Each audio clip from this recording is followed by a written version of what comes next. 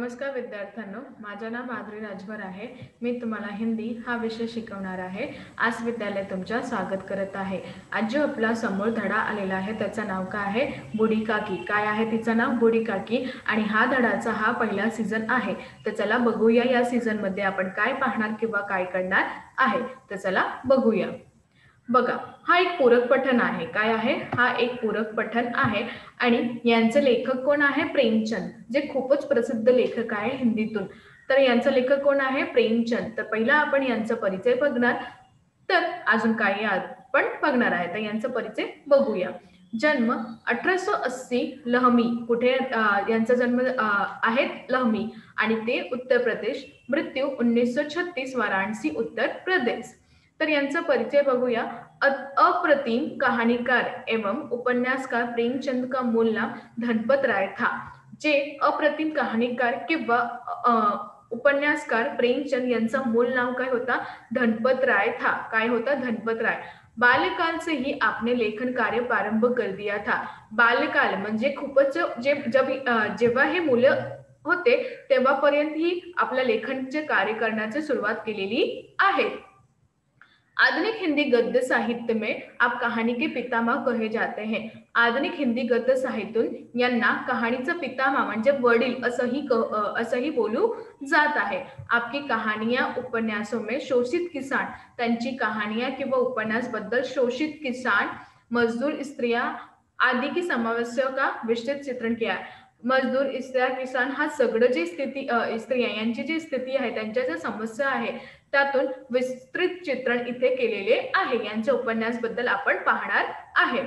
यांची प्रमुख कृतियां मानसरोवर भाग 1 से 8, जंगल की कहानियां यांची प्रमुख हे कृतियां आहे। कहानी संग्रह, गोदान, गबन, सेवा सदन, कर्मभूमि, कार्याकल्प, उपन्यास, प्रेम की वेदी, करबला, संग्राम, नाटक, टॉल्स्टॉय की कहानियां, आजाद कथा, गाल्सवर्दी के 3 नाटक, हड़ताल, न्याय, चांदी की डिबिया, अनुवाद। तर याप्रमाणे असंही यांची प्रमुख कृतियां आहेत। आता आपण पाहणार आहे की गद्य संबंधी यांची काय सूचना तिने दिलेली आहे। बघा, प्रस्तुत कहानी के माध्यम से प्रेमचंद जी ने समाज में व्याप्त वादा खिलाफी विद्रोह के प्रति तिरस्कार की भावना पर जोरदार प्रहार किया है। इथे हा कहाणी माध्यमातून प्रेमचंद यांनी सांगितले आहे की समाजातून व्याप्त वादा खलिफा म्हणजे जे वृद्ध आहे, जे वृद्ध लोक आहे, जसं आजी आजोबा हे सगळं आहे, त्यांच्या तिरस्कार मध्ये त्यांची भावना कशी उत्पन्न होते त्याबद्दलही त्यांनी जोरदार प्रहार केलेली आहेत। यहाँ कहानीकार में बुजुर्ग जनों के मन का मनोवैज्ञानिक विश्लेषण करते हुए उनके प्रति आदर भाव रखते हुए प्रेरित किया है। इथे काय म्हणाले की इथे जे कहाणीकार आहे त्यांचं बुजुर्ग मध्ये त्यांचं मन किंवा मनोवैज्ञानिक मध्ये विश्लेषण केलेले जात आहे आणि त्यांची प्रति जे आदर भावना आहे त्यांचा हेतू हा सगळं इथे प्रेरित केलेले आहेत। कळत आहे की नाही तुम्हाला? लवकरच लवकर सांगा कळलं तर चला अजून बघूया। आता आपली धडाची सुरुवात झालेली आहे। तर चला बघूया आपण धडामध्ये काय पाहणार आहे। बघा, बुढ़ापा बहुधा बचपन का पूरा पुनरागमन हुआ करता है। बुढ़ापा म्हणजे जैसा की खूपच अवस्था, जसं म्हाताऱ्या आपण म्हणतात, म्हाताऱ्याबद्दल हा जे बहुधा आहे ना त्याचा बचपन यातून पुनरागमन हुआ करता है याबद्दल इथे सांगितले आहे की जसं हा जे बुढ़ापा आहे, जसं जे आजी आजोबा आहे, तुम्ही बघणार की तुमचं घरी जे आजी आजोबा आहे ते कसं करते की मूल कसं करते ना ते तसे करते की मला हे हवे, हे मला हवे। तर याबद्दल ह्याने सांगितले आहे की जे बुढ़ापा आहे ते पुन्हा काय येत आहे की बचपन मध्ये येतात, बचपन जी अवस्था आहे त्याबद्दल ही येतात। बूढ़ी काकी में जिव्हा स्वाद के सिवा और कोई चेष्टा शेष नथी। हा जी बूढ़ी काकी आहे म्हणजे बूढ़ी आजी आहे, त्याबरोबर त्यांची जिव्हा जी आहे त्या जिव्हात स्वास्थ्य ही पाहिजे अशी त्यांची चेष्टा आहे। शेष न थी और अपने कष्टों की ओर आकर्षित करने के लिए रोने के अतिरिक्त कोई दूसरा सहारा ही। आणि त्याबद्दल कोणीही त्याला तिथे पाहणार नाही जाणार आहे। तर याबद्दल ते लोकांना आपल्याकडे आकर्षित करण्याबद्दल त्याच्याकडे एकही मार्ग होता, रडायचा। जेव्हा ती जोराजोरात रडते तेव्हा ही लोक त्याच्याकडे जातात आणि कोणताही दुसरा असा कोणताही सहारा नाही होता की लोक त्यांच्याकडे पाहणार किंवा लोक त्यांच्याकडे जाणार. तर हा फक्त एक सहारा त्याच्याकडे होता, ते रडायचा. जे खूपच जोरजोरात ते रडते, तर तेव्हा लोक तिथे जाते की काय झालं यांना, असं कळतं. हो, समस्त इंद्रिया नेत्र हात और पेट जवाब दे चुके थे. त्यांची जी इंद्रिय आहे म्हणजे देहाचे जे इंद्रिय आहे त्याचं नेत्र किंवा हात आणि किंवा त्याचं पेट हा सगळं जबाब देऊन झालेला होता. पृथ्वी पर पड़ी रहती आणि पृथ्वीवर पडी राहतात. और घरवाले कोई बात उनकी इच्छा के प्रतिकूल करते आणि जे घरवाले होते म्हणजे जे घरी जे पण कोणी असतात ते त्याची इच्छाचे विरुद्धही त्यांचं कार्य करत होते. भोजन का समय टल जाता था या उसके परिमाण पूर्ण होता. भोजन म्हणजे जेवणाचं जे वेळ आहे ते ना घेऊन जातात होता.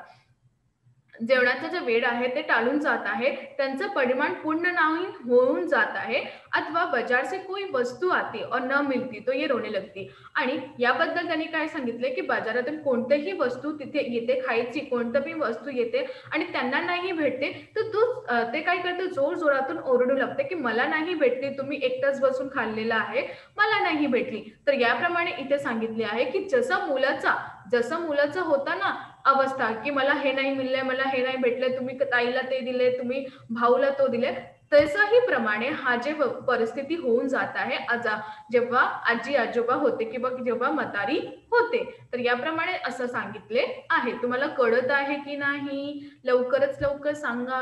कळतं. छान. बघा, उनके रोना सिसकना साधारण रोना था, वे गला फाड़ कर रोती थी.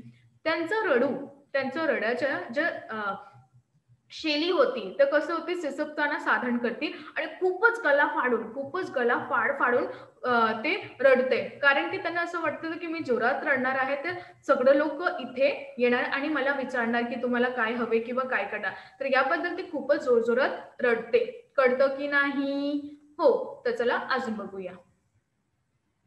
बघा, उनके पति देव को स्वर्ग सिधारे कालांतर हो चुका था. त्यांचे जे पती आहे त्यांचे जे पती आहे त्यांचे स्वर्ग सिधार म्हणजे त्यांची मृत्यू हो खूपच वेळ झालेले होते.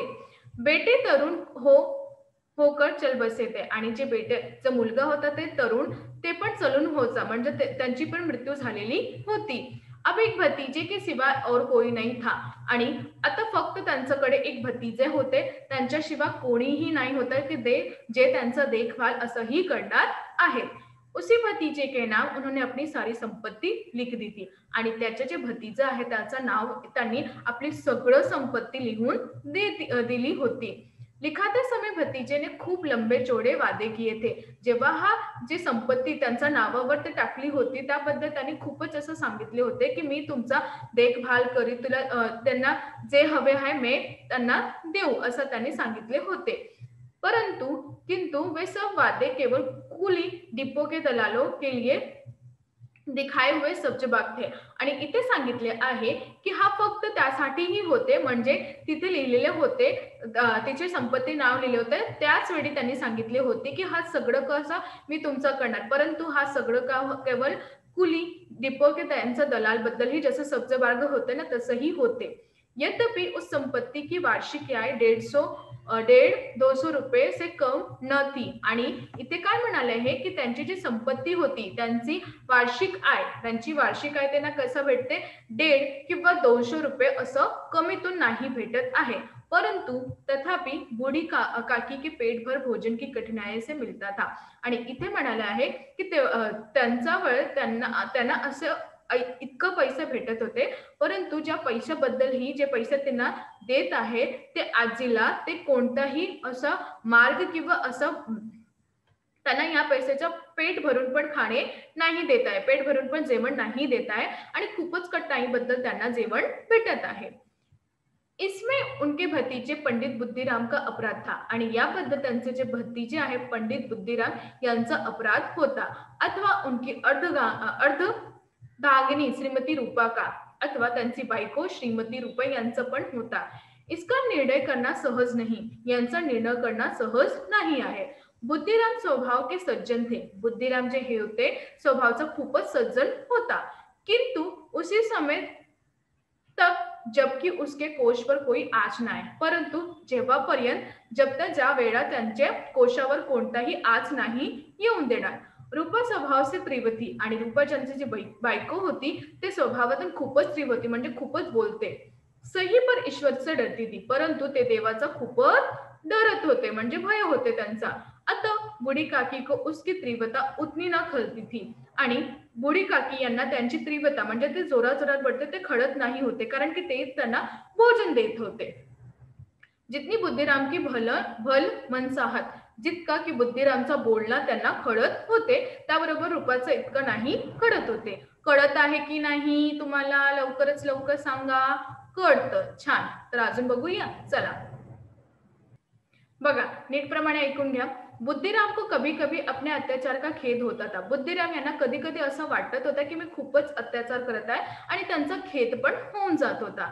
विचारते की इसी संपत्ती का कारण मैं इस समय भला माणूस बना बैठा हूँ. आणि त्यांच्या मनात असा विचार पण येत होता की याबद्दल ही मी हा सगळं जे संपत्ती आहे याबद्दल ही मग हा वेळ खूपच भला माणूस असा बनवून जात आहे. लड़कों को बुड्ढों से स्वाभाविक विदेश होता ही है. आणि इथे म्हणाला आहे की जे मुले आहेत त्याबद्दल त्या जे म्हातारे आहेत त्यांचा स्वाभाविक हा विदेश होऊन जात आहे. और फिर जब वो माता पिता का ये रंग देखते हैं तो बूढ़ी काकी की ओर सताया करते. आणि जेवढ्यात हा जर माता पिता म्हणजे ज्यांचं जे आई किंवा वडील यांचा रंग त्यांना दिसत आहे त्याबद्दल त्याची बूढ़ी काकी त्यांना अजून काय करायचं किंवा अजून काय त्यांचा चोट द्यायचा हा पण कळून जात आहे. कोई चुटकी काटकर भागता है. तर याबद्दल त्यांना कसं सतायचा? कोणी त्यांना चुटकी काढून जायचं म्हणजे चिमट्या काढून भागायचा. कोई उन पर पाणी की कुल्ली कर देता आणि कोणी काय करते की तोंडावर पाणी घेते आणि त्यांच्यावर टाकते. तर याप्रमाणे हा खरंच आहे का की तुम्ही पण केव्हा तरी म्हाताऱ्या होणार? तर याबद्दल तुमच्यासाठी असं केलेलं तर कसं चालणार? तर याबद्दल असं त्यांना सातवून किंवा परेशान करून जात आहे. काठी चीक मारकर होती आणि ते जेव्हा असं परेशान होऊन जातं तर त्यांच्यावर पेर नाही होतं, ते चढू नाही होता. तर ते याबद्दल खूपच जोरात-जोरात ओरडते. हां, काकी क्रोधातूर होकर बच्चों को गालियाँ देती आणि जेव्हा ते खूपच क्रोधातून येते, तेव्हा त्या मुलांना खूपच गाली असं देत होते.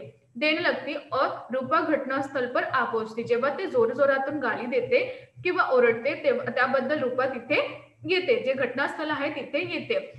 इस भय से काकी अपनी जिव्हा कृपाण को कदाचित ही प्रयोग करती थी. आणि जेव्हा रूपा येते जे घटनास्थळ आहे तिथे रूपा येते तर याप्रमाणे जे रूपाबद्दल जे काकी आहे ते खूपच घाबरती. तर त्याबरोबर ते आपले जिव्हा जे आहे म्हणजे जिव्हा म्हणजे जीभ जे आहे त्याचबद्दल काहीही सांगते नाही आणि शांत बसून राहते. संपूर्ण परिवार में यदि काकी किसी का अनुराग था तो वह है बुद्धिराम. आणि संपूर्ण परिवार बद्दल काकी कोणताही किशीवर अनुराग होता तर ते होता बुद्धिराम. ते कोण होता? बुद्धिराम होता. तर याप्रमाणे आपण आज आपण शिकलो की कशाप्रमाणे जेव्हा एक म्हाताऱ्याबद्दल तुम्ही ज्या हा परिस्थितीबद्दल त्यांची जी परिस्थिती आहे त्याबद्दल तुम्ही त्यांचा मजाक उडवतात आणि त्यांना खूपच परेशान करतात तर याबद्दल नाही. कारण की तुम्ही पण केव्हा ना केव्हा हा सगळं तुमच्या मनात पण येणार की तुम्ही पण केव्हा हा वयस्कतून येणार. तर या वयस्कात तुमच्यासाठी हे सगळं करून जातं तर तुम्हाला चांगलं वाटणार का? नाही वाटणार. तर तुम्हाला मी ही संकेत देते की तुमच्या घरी पण जे आजी आजोबा आहे त्यांच्या समोर असं नाही करूया. कारण की त्यांना खूपच परेशानी वाटते आणि त्यांना असं विचार वाटते की आपण सगळं करे असं पाहिले किंवा सगळं आपण सगळं दिले. परंतु आज जे आपला वेळ आहे त्यासाठी त्यांना आपल्याला काही कार्य करून नाही देत आहे आणि जेवण नाही देत आहे. खूपच परेशान करत आहे. तर याबद्दल मी तुम्हाला सांगणार आहे की तुम्ही असं नाही करूया. कारण की हा जे वयस्क वेळ आहे ना त्यासाठी ते कसं होतंय की जे म्हातारी होते ते मुला रूपातून येतात आणि त्या मुलाबद्दल ही कार्य करतात. ते तुम्हाला खाऊन घेतात ते त्यांना पण पाहिजे आहे. तर याबद्दल त्यांची परिस्थिती कशी आहे ते तुम्ही बघून घ्या ना.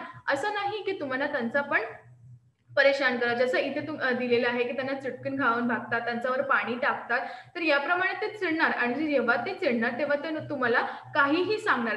कारण की क्रोधातून माणूस काहीही सांगतात. तर ते तर आजारी आहे ना, ते अजून काही सांगणार आहे. तर याबद्दल मी तुम्हाला सांगणार आहे की तुमच्या घरी किंवा आजूबाजू कोणी पण असं म्हातारी आहे तर तुम्ही कधीही त्यांना परेशान करू नये. जेव्हा की तुम्ही परेशान करणार तेव्हा त्यांना नाही छान वाटणार आणि ते ओरडणार. तर याप्रमाणे असं नाही करायचं. जे करत आहे पण त्यांना पण मना करायचा, की असं नाही करूया. कारण की तुमचा पण कधी ना कधी हे वेळ येणार आहे. कळलं? हो. धन्यवाद.